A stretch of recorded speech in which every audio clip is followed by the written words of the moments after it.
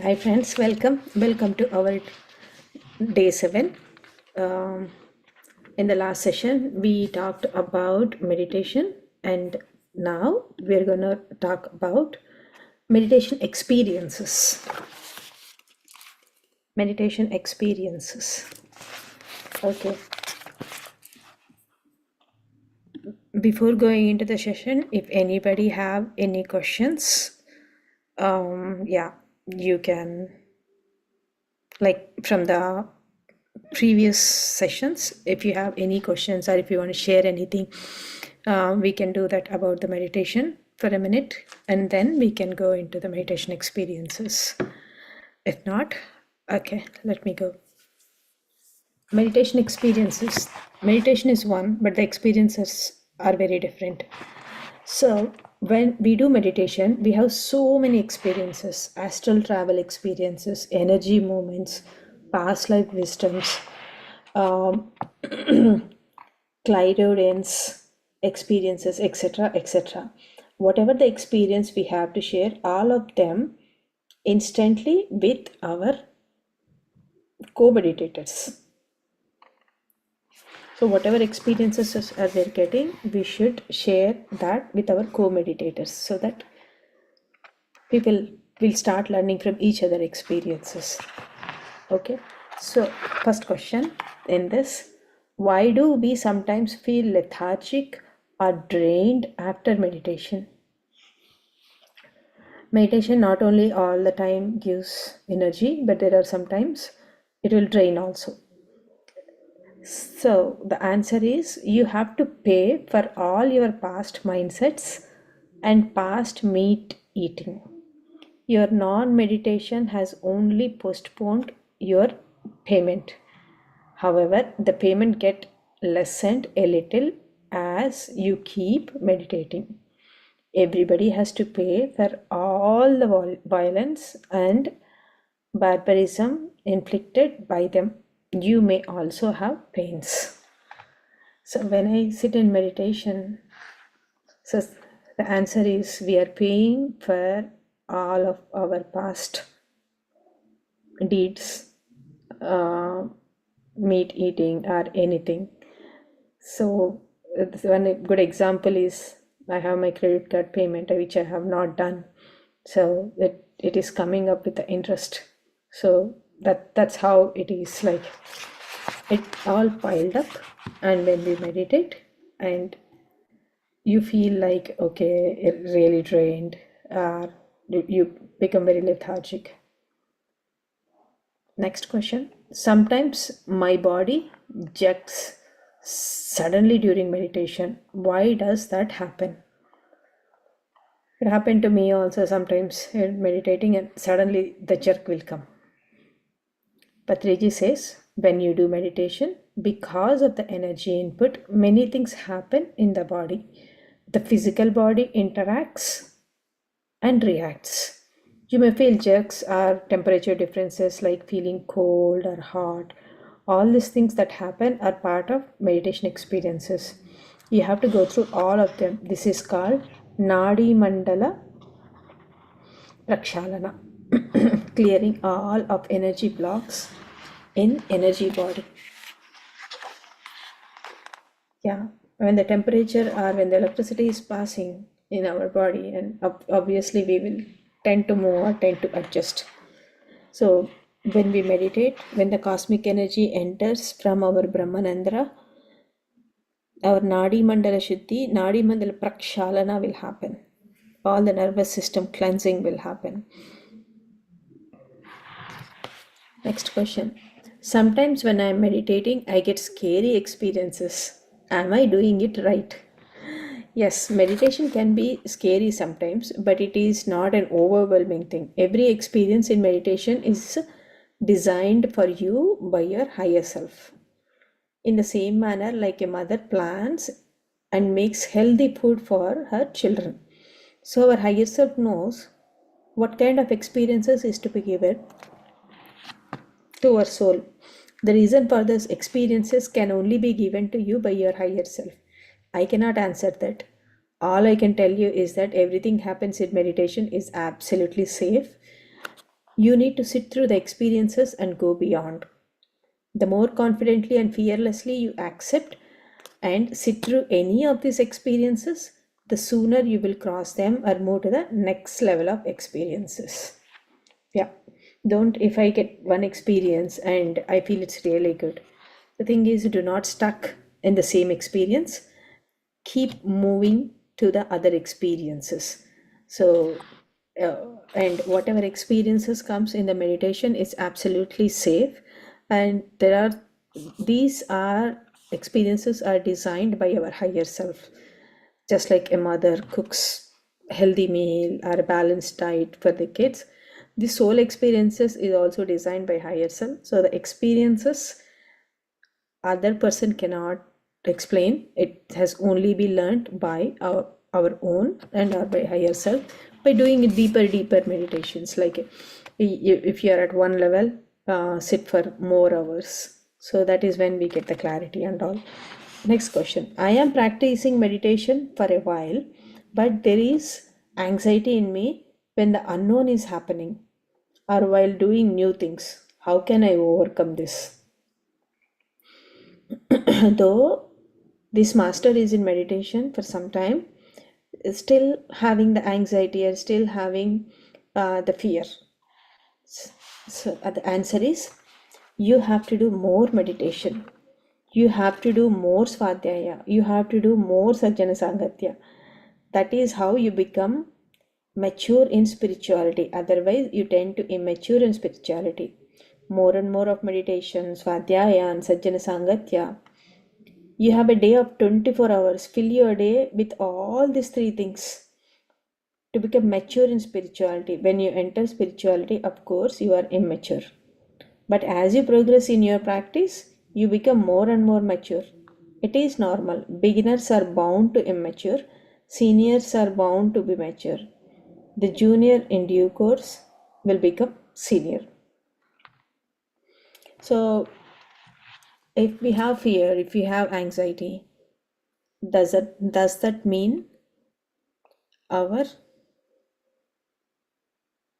cleansing or like our healing is not complete 100%? To get rid of all of that past accumulated situations and stuck emotions, we have to do more and more and more meditation. As and when the more and more cosmic energy is drawn, these things, these unnecessary emotions which are stored, that will be gone, and you will arise like more and more confident person. Nothing will make you fear. So if we went to India for 3 weeks, and my daughter has to miss all of the school syllabus. Like she's in her 8th grade. um, so in this case, like her teachers, all subject teachers, there are like 6 to 7, they called us and they were sitting around table, and my daughter is here, I am here, my husband is here. It's not a scary situation, but it makes parents like, oh, she is lagging behind so many things. And then every teacher is like, oh my god, they share this much of syllabus. Like they are worried, they are scared. they have the anxiety. Then my daughter, like I said, like nothing will happen. Like I'm pretty confident that she will catch up with all of this, whatever the backlogs is here. This is a small example I'm saying, but you tend to take any situation with more confidence, because it is not something impossible. With all your willpower, or with all your sadhana energy, what kind of energy we are giving to our kids is more important. If we getting anxiety because of the teacher is getting little worried, then that energy passing to the kid. So more and more meditation, more and more sadhyaya, more and more miraculous thinking. Okay, next question. From the past 5 years, I am doing meditation, but as per my observation, my anger has increased after meditation. Can you clarify on this? And one thing, friends, I wanted to say, if the same question, if I ask, the answer will be different, because a master knows, a master knows whom he's talking to, what energy level I am at, and also he also knows like what kind of a situations or experiences I have. So it will be directly proportional to that person, but this might be little different for others too. Okay, let's see the answer. Patriji says, I'll repeat the question because I've been saying.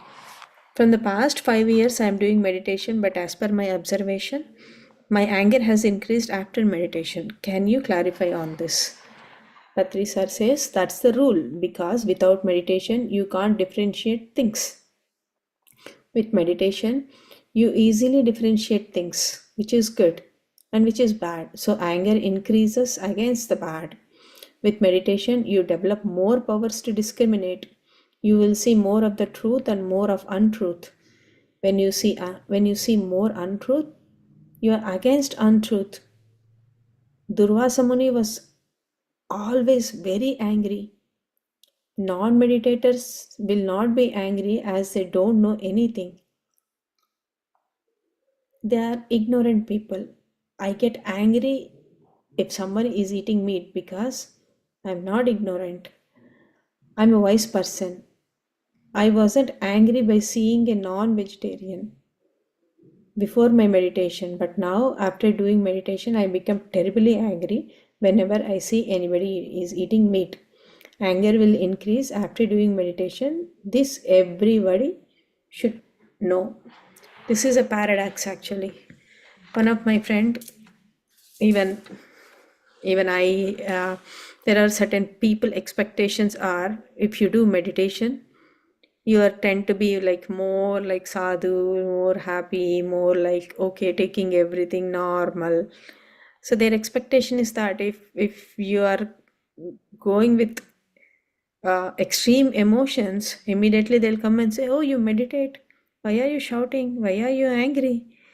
But before meditation, there is no discrimination what is right and what is not. If you know also, you don't have that much of energy to express yourself. But after meditation, if something is wrong, you will straightforward stand and say, this is not right. So that happens. That's what sir says. Next question, what is the link between meditation and dreams? Do we have to analyze every dream or let go the dream? Never ever analyze any dream. Never ever analyze any meditational experiences. Never ever analyze any life experiences. We are not here to analyze. We are here to just go through them, to witness them. That's all. Remember the great statements, fools rush where angels fear to tread. We acquire all the knowledge, wisdom in the witnessing and not in analysis. When we are non-reactive, if some situation is coming, if I'm going through one situation, if you witness it, then you acquire the knowledge. Suppose if you are stuck in a bad traffic, bumper to bumper, and if you're reacting to the traffic and becoming restless of the person in front of your side, and everywhere you're looking around, it's very stressful. But imagine if you are standing a 20 or 30 storied building and looking at the traffic, how do we feel? It's just the same traffic. But only thing is, you have taken yourself out of that traffic and you are just looking from the top view, you're witnessing it. You're not doing anything. That is what is required. If there's something is really terrible, really bad is happening, just try to witness that situation. That is where we acquire the knowledge. That is where we tend to not go too much into that situation for your favor or someone else's favor. Seeing as is, then we will have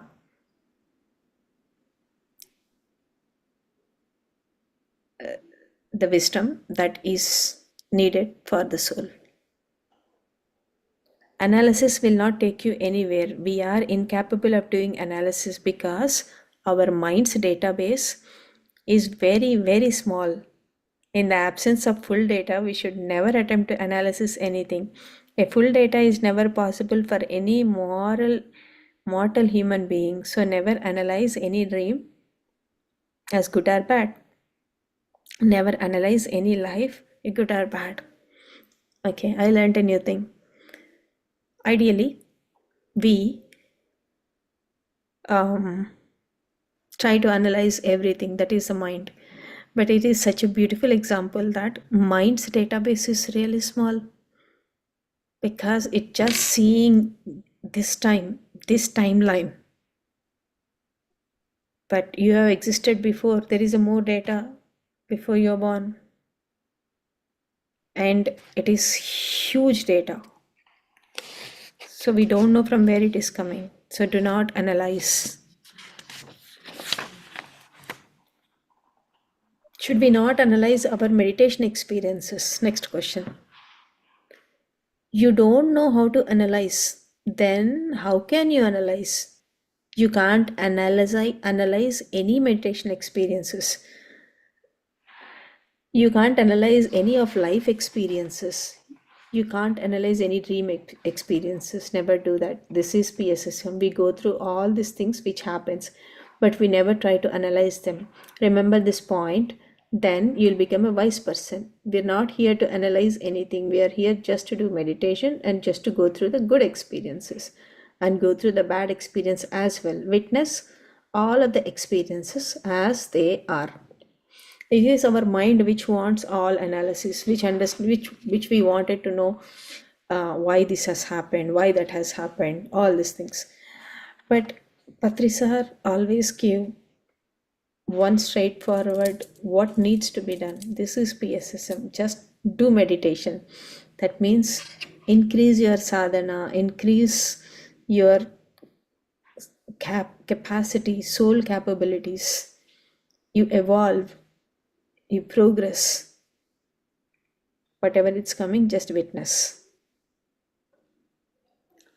Next, in meditation, we aim for thought-free state, but we see visions and do astral travel, which gives work for the mind. So, what is it?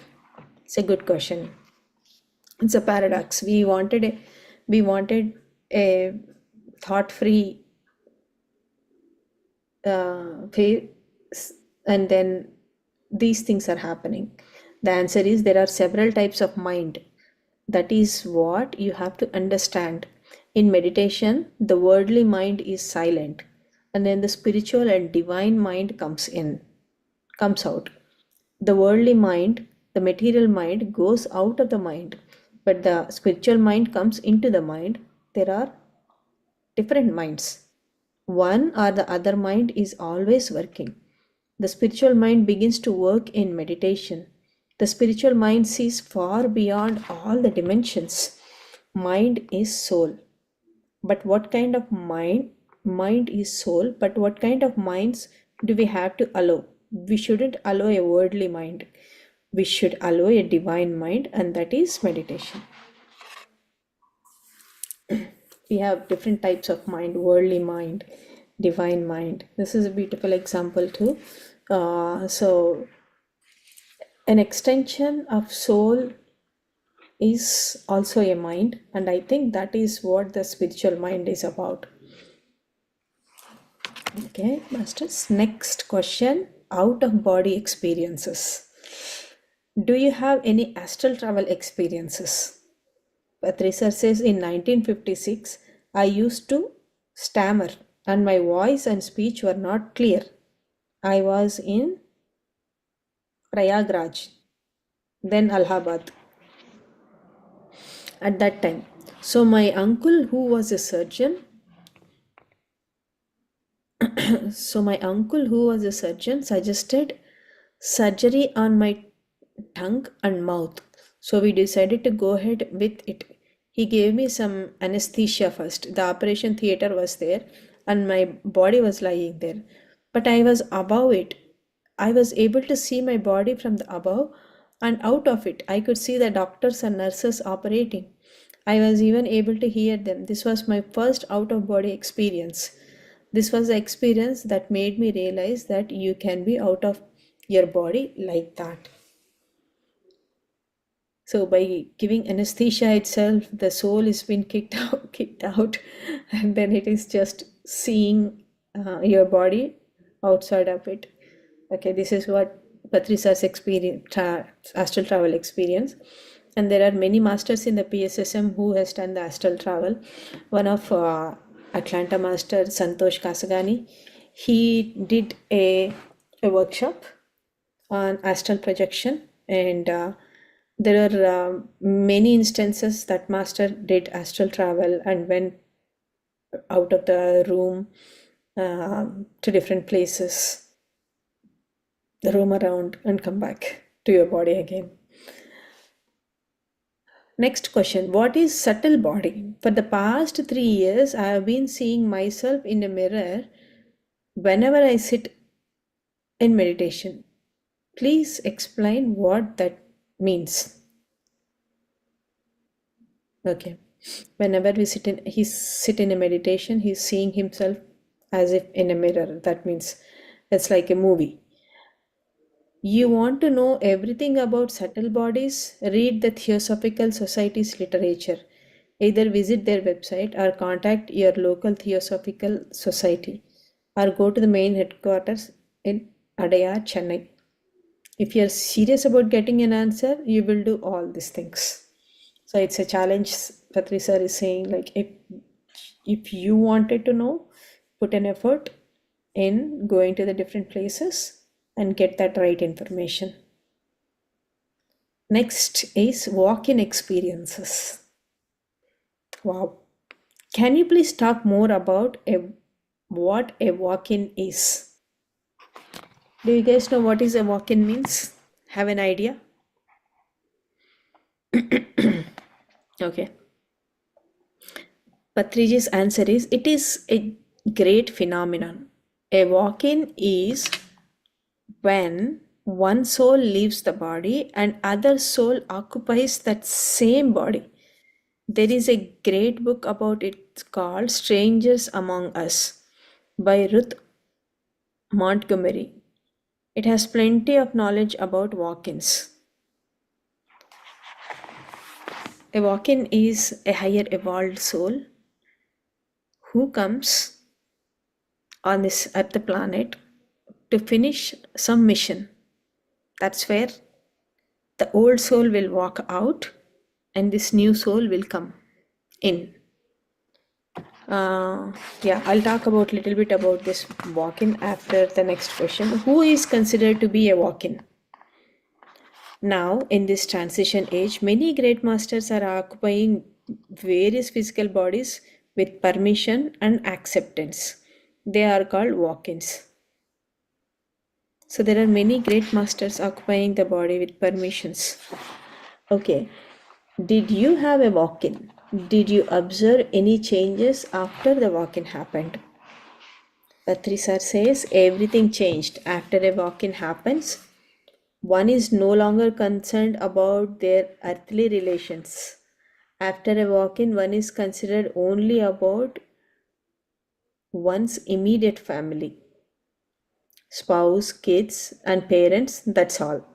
One is not concerned about anyone else, not even about siblings. They are no more families. Before the walk-in, everybody was my family, but after the walk-in, I noticed that someone I was no longer, somehow I was no longer bonded to my brothers, brother-in-law, and sisters. I was naturally concerned about my immediate family only. This is what the change is. Next question. How does a soul walk-in agreement affects us? Answer. As a walk-in, you have to take care of the person's immediate family, but not of the extended family. That is one change you will find in yourself. There will not be special affection for others anymore. You will be neutral towards your relatives. After you become a walk-in, all those emotions are lost because the soul within is different, but your commitment to your immediate family stays. You and your soul are totally committed because that is the agreement your soul makes with the person whose body your soul is occupying. Okay. Now I wanted to share a little bit of a little bit of wisdom I heard about the walk-in. Walk-ins are generally a great evolved masters occupy the body. Patrisar is also a walk-in. Patrisal had the walk-in experience. That is where he was saying that after walk-in happened,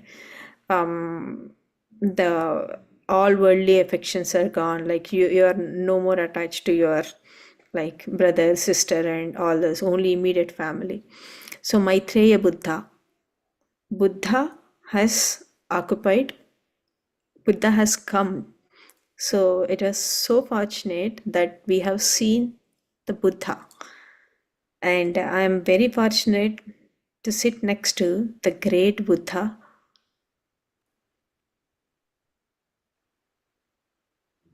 Master. Yeah. So what happens when before walk-in, so there will be a permission. So these a person whoever is um, there, he has done the entire spiritual work. He's really an eligible candidate for this Maitreya Buddha to walk in. That's what the groundwork the Patrisar has done. And before coming to the Patrisar's body, this same Maitreya Buddha soul went and asked Jiddu Krishnamurti. This I learnt actually later. I think you all know GK teachings, Jiddu Krishnamurti. He is also a great philosopher. What I heard is he did not accept Maitreya Buddha to come and occupy his body because he was already enlightened master. He is already enlightened and he don't want other soul to come and occupy him. So that's why we are, whatever the wisdom we are listening, this is the new age spirituality wisdom. Back in, there are certain days where there was only a bhakti yoga. There was only karma yoga. Karma yoga is like I'm just coming to this earth planet to enjoy khana, pina, sona. I'm just doing worldly or earthly activities. And then bhakti yoga is like, okay, you're just chanting. Are we getting any spiritual wisdom? Are we getting any kind of a wisdom in the chants? Do we know actually the meaning of that mantras, what we are chanting, right? I did not know. I know a little bit of the meaning because one of my second language was Sanskrit, and when I was doing Vishnu Sahasranama or like anything, I would understand what it is. But the real meaning of what it is, it's a great meaning until unless you apply the spiritual knowledge to it. It's entirely changed the what do you call the perspective. It gives a different dimension and different viewpoint of all those things and all. So yeah, that's a walk-in experience. I think since today is Friday, I would like to stop here and go to any questions. And the next chapter is teaching meditation. Probably from Monday onwards, we will cover the rest of the chapter, teaching the meditation for children. What is remaining? Guru or teacher, idol worship, managing self. Yeah, there are very interesting topics and pretty much which helps in our day-to-day life. I stopped doing idol worship few years ago. When we are meditating, when you are lightening the inner light, that is good.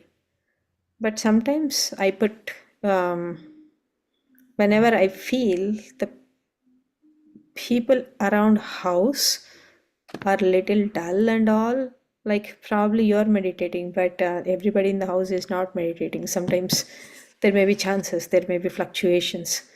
That is the time I go and put the diya. Diya is an organic way of burning any negativities around it. So you become more aware of people, situations, and you develop ultra common sense and how to be in what situation, what to talk and what not to talk, how to talk. You don't talk sometime at all. You just go mute, though you know what the exact situation is all about. So in yesterday there was a other session, whispers of wisdom. One question is being asked by I think Purnima only. I get stuck when I wanted to talk.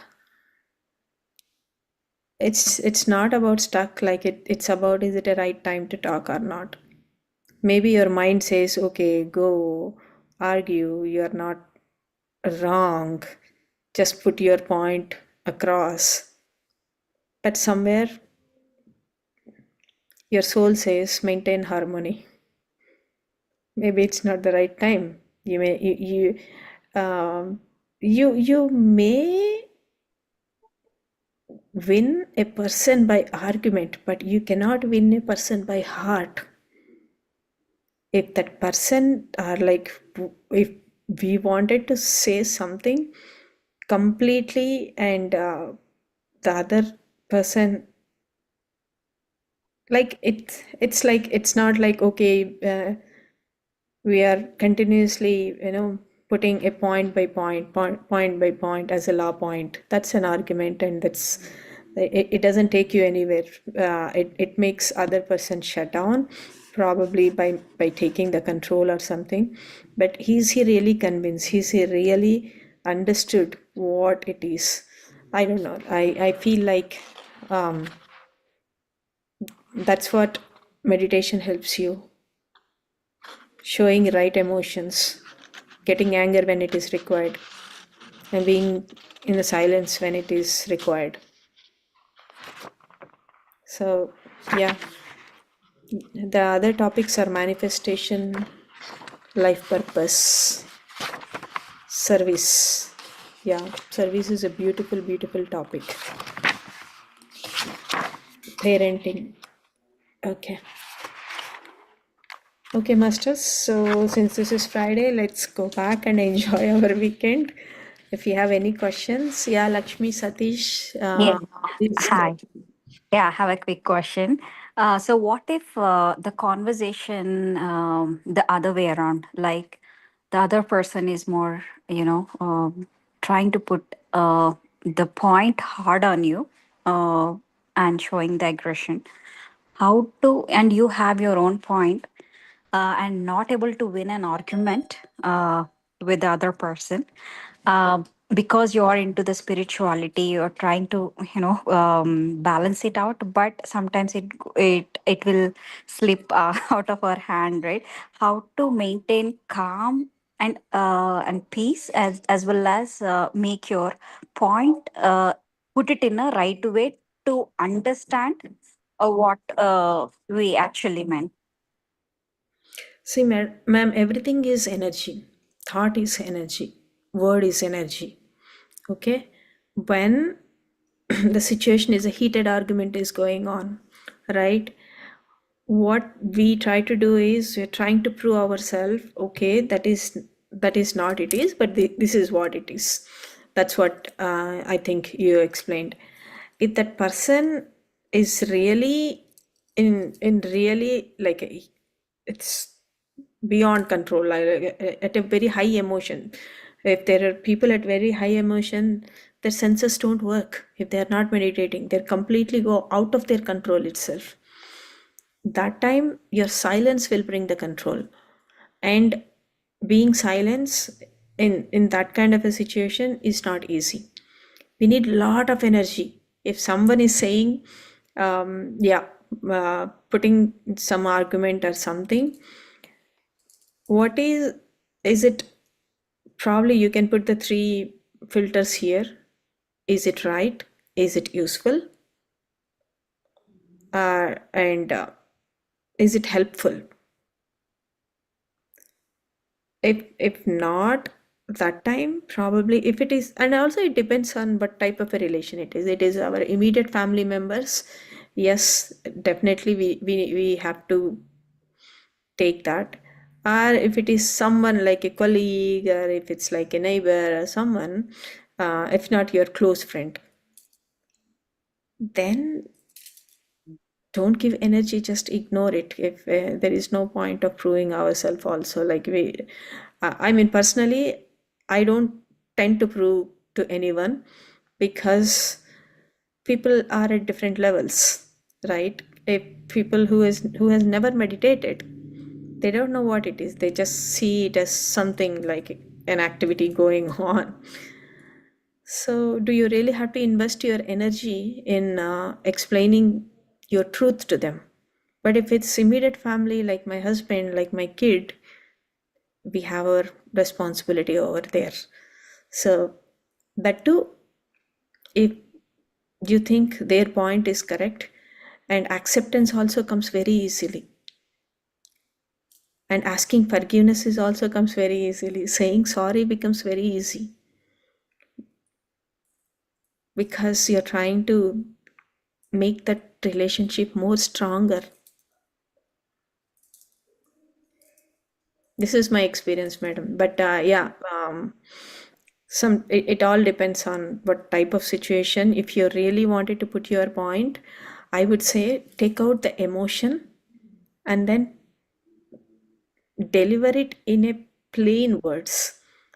The more emotion we add, the more energy we lose, and the more emotion we attract from other person also. Got it. Got it. Thank you. Thank you very much. Sure. Yeah, hopefully it helped. That is what the difference between reacting versus responding. Yes, I got it. So maybe being quiet at the situations, or it depends upon, as you said, whom we are connected to, and I think the necessary steps needs to we need to analyze, and then put our action forward. Maybe like when we are into. Conserve your energy, madam, if you are meditating. It's very, very important. Since morning, I'm talking a lot. Now I feel like, okay, I have to be silent. That's the reason, like, I'm stopping this 15 minutes earlier. So the energy conservation is very, very important. I mean, if you are really trying to prove to someone who don't have a right place in our life, may not be a right thing. And yeah, Yeah, thank you. thank you, Lakshmi, for asking the question. So Sar says, like, whenever somebody is asked question, a new truth will come. Yeah, Thank you. Thank you.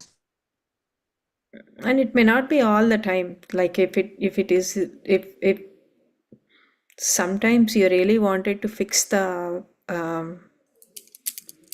situation, you can show anger, you will yell, you will just walk out that place banging the door. That's also acceptable.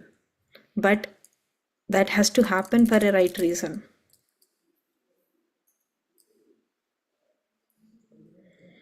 Understood. Okay, thank you. Any other questions, or anybody wants to share your experiences? I want to hear.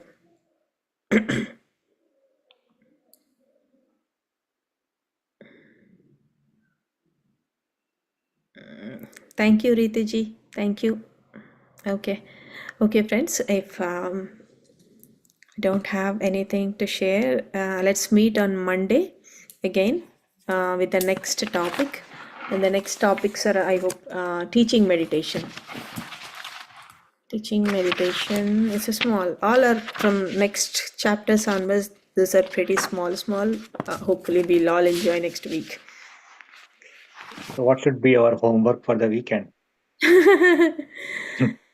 Uh, uh, your homework, more meditation, sir. Himanshu's, whose question is this one? Yeah, that's Himanshi. Observe yourself. Uh, you can take any book, like I gave you a book, you can order that book, you can heal your body and start reading that book, or try to be in more nature. If the weather is good, go for a trek, take your kid out, enjoy with your family, break the routine. Don't do the every time the same thing. I mean, break the routine is like in typically in America, we have like most of the things are pretty predefined stuff. But yeah, you can, as simple as like if you're taking the same route to go someplace, take a different route,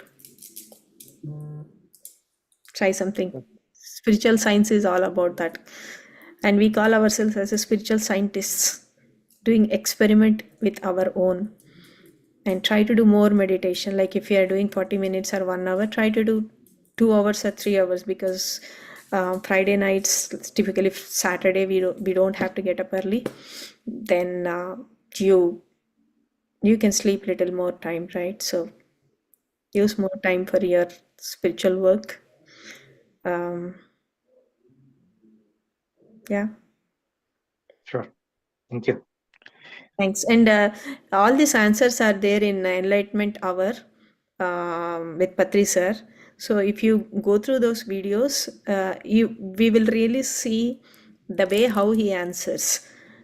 So yeah, it's a good way to connect with Patri sir. And if you have any questions, right, like before starting meditation, you can put a question and you can sit. And definitely your spiritual mind will come and answer those questions. Like after 1 hour, or I mean, you have Depends. to keep. It can come immediately, or it can come after some time, or it can come when you are doing nothing. You within open eyes also sometimes intuitions comes, like, or sometimes your answers questions will be answered. Just like if you're going in a lift, ideally you don't do anything, or like many times it happens to me when I'm washing my hands. I'm not doing anything. I go to sink. Then suddenly, the answer starts flowing. So this, the questions are, the answers will not come only during meditation. It can come in the daytime also, when you're through a book, through a friend, or through any others. But we have to be aware to get that answer.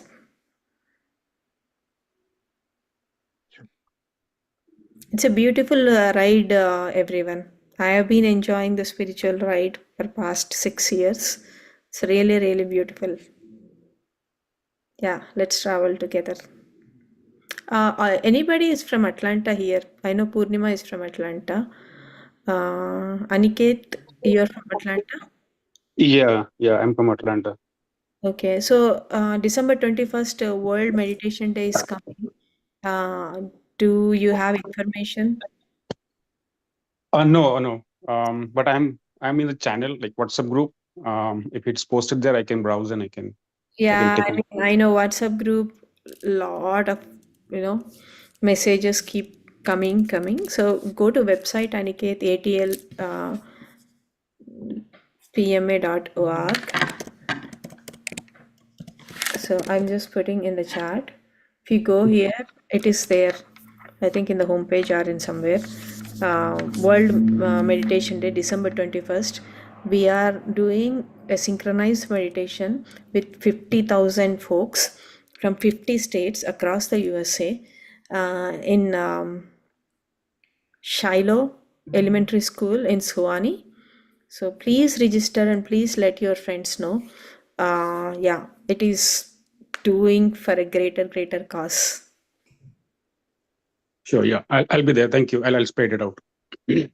Thank you so much, Aniket. Yeah, I think I met you in Chandra sir session, right? Yeah, that's right. Yeah, I've been in few sessions, and since then I'm following, and I won't take much of your time. I know it's being like very hard, a long day for you. But I just want to share one of my recent experience, which I experienced in during my Hyderabad trip. So this was the first time I went to Hyderabad, and I really wanted to go and do the meditation inside the biggest pyramid that we have in Hyderabad, right? Oh yeah. There were two instances where I was planning to travel. One is for my interview was scheduled, on Monday, alternate Monday. So first Monday I just got free, and I thought I'll go, but then lazy mind comes in, and somehow I ignored it, and then I had to travel back. And the whole week I was just thinking, why the hell I missed this opportunity? I had a time and I didn't go there. And the next time when I visited next Monday, um, I made sure that I went to the place, and it was such a blissful experience. Uh, One family was meditating all in the middle of the day. It was very peaceful, big, beautiful pyramid, very calm, soothing experience. Then I had a food over there. Uh, I just wanted to thank Patriji for sharing that beautiful pyramid with us. And I immediately failed, and I posted the message in our group that I Yeah, hope yeah, we will also get yeah, our pyramid soon. yeah. So the why I bought this point is because some gentleman before me asked the question about when to do these things, right? So it will come, that when the time will come, it will automatically happen. That is what I learned from that incident. And just thank you for enlightening session. I mean, you answered many unasked questions. So thank you for the session. Thank you, Aniketji. Yeah, and I am learning through the question and answers. It was very nice. Yeah, Kartal, it's a beautiful place, and it's very powerful place. And I'm sure you know we got the land in Atlanta in Exit 14. Soon we are going to have a same type of experience here in the heart of our city only. So yeah, I visit our Atlanta land also sometimes. There is no events, but we will be doing weekend meditations over there. And in this weekend, we have two workshops coming in Atlanta. One is Mind Power, and other one is Unlock Your True Potential by Sharon. Today Sharon is not there, so please come, so that when you come in person, when we interact with one-on-one, then it's really I learned so much from my friends when I joined, like how they not only just a meditation, entire personalities, right? How they take things, how they see things, how they talk, how they are very much loving and compassionate. So all these qualities. Yeah. Sure. Yeah, we'll attend that. Thank you. Thank you. Thank you. Thank you, friends. I think it's 7. Enjoy your weekend. We'll meet on Monday. Thank you.